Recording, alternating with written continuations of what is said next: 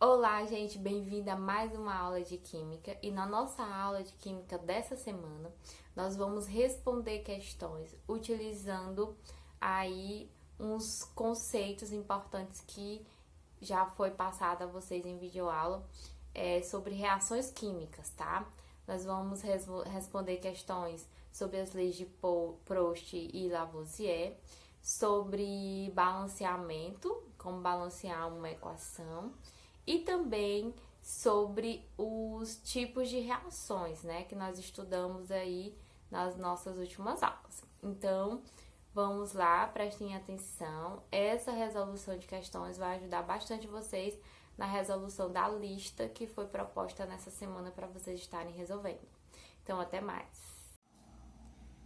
Primeira questão, diz assim, ó. Aquecendo-se 21 gramas de ferro com 15 gramas de enxofre, obtém-se 33 gramas de sulfeto ferroso, restando 3 gramas de enxofre. Aquecendo-se 30 gramas de ferro com 16 gramas de enxofre, obtém-se 44 gramas de sulfeto ferroso e restando 2 gramas de ferro. Ele quer que a gente demonstrar que esses dados obedecem às leis de Lavoisier, que é a lei que fala sobre a conservação das massas, e a lei de Proust, que é as proporções definidas. Então, vamos ver aqui que reação é que está acontecendo. É uma reação que envolve o ferro, né? Ele disse, 21 gramas de ferro com 15 gramas de enxofre. Então, eu vou ter ferro, enxofre e obtém-se, sulfeto ferroso, né? Então, eu vou obter isso aqui, sulfeto ferroso. Ok. Ele diz que inicialmente eu tenho, ele aquece 21 gramas de ferro com 15 gramas de enxofre e eu vou obter 33 gramas de sulfeto ferroso. Só que ele disse que sobra 3 gramas de enxofre desses 15 gramas. Significa que só foi utilizado na reação 12 gramas. Ele disse que foi 15 gramas de enxofre, tinha 15 gramas de enxofre, mas só que no final sobrou 3 gramas de enxofre, significa que só apenas 12 gramas que reagiu, tá? Fique bem claro isso. Para a outra, ele disse que aqueceu, 30 gramas de ferro, né? 30 gramas de ferro, não vou colocar aqui porque ele disse que sobrou 2 gramas de ferro.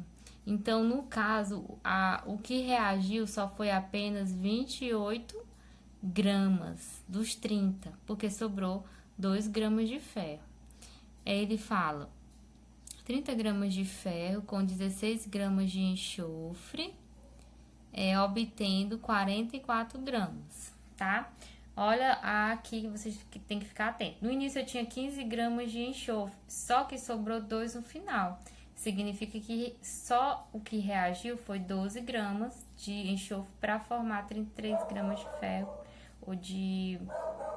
para formar aqui o sulfeto ferroso.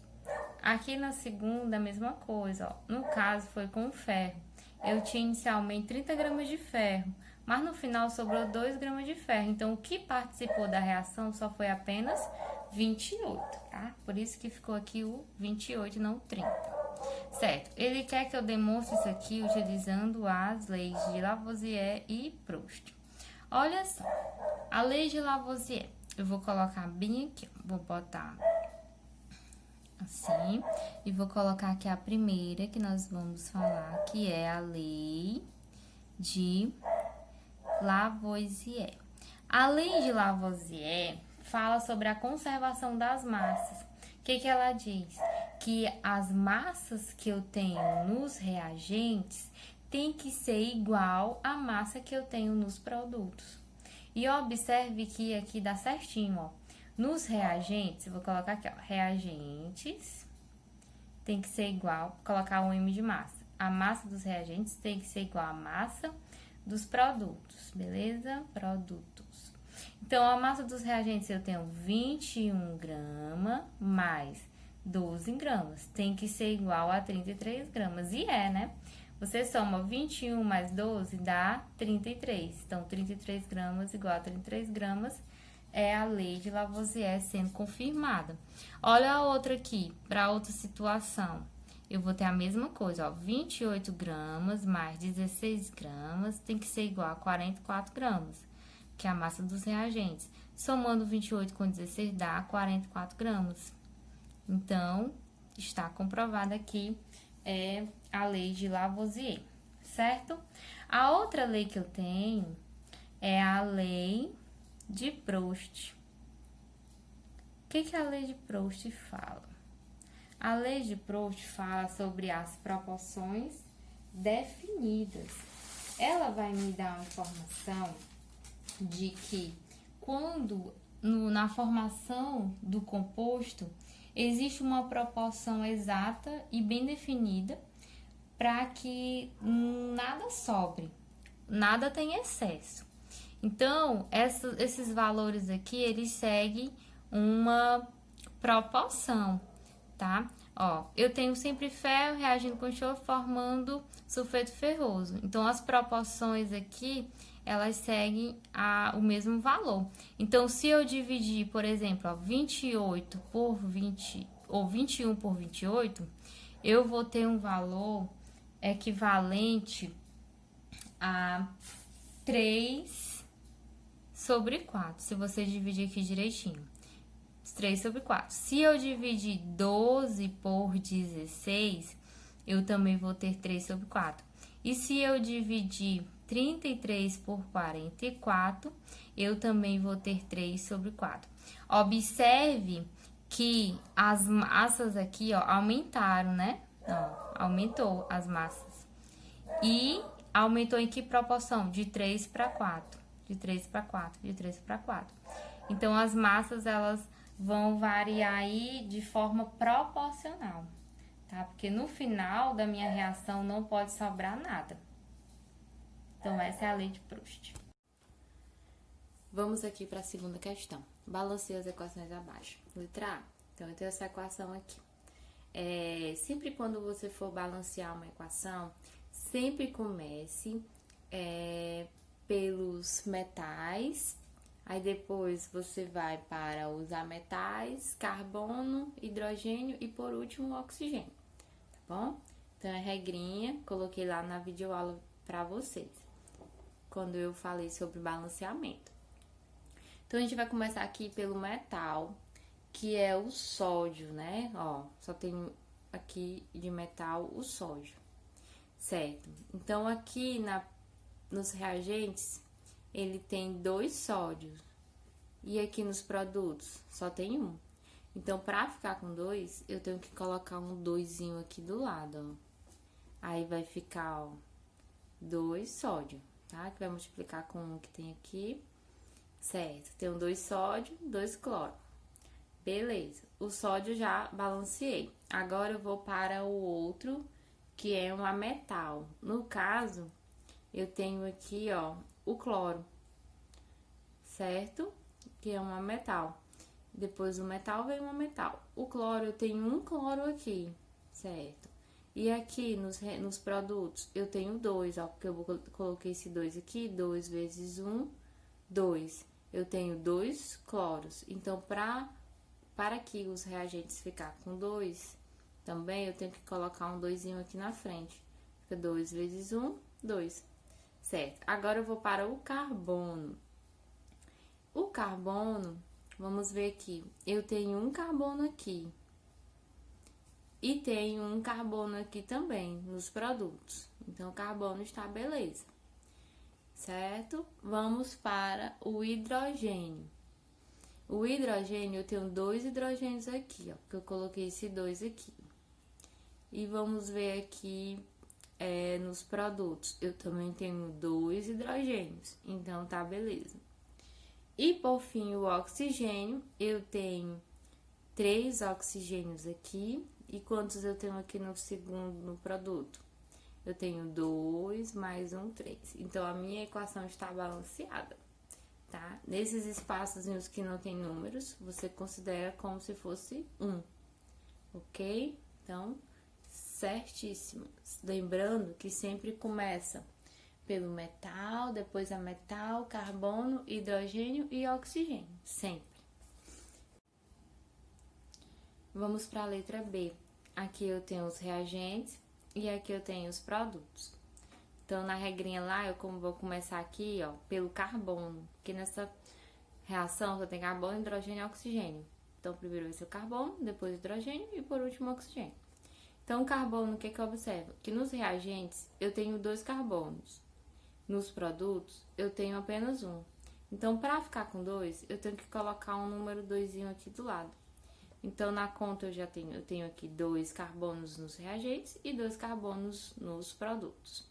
O próximo é o hidrogênio. Então, eu tenho 6 hidrogênios nos reagentes. E nos produtos, quantos eu tenho? Ó, eu tenho 2. Então, para ficar com 6, eu tenho que colocar o número 3 aqui do lado.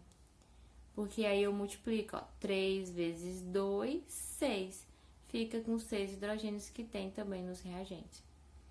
E, por fim, o oxigênio.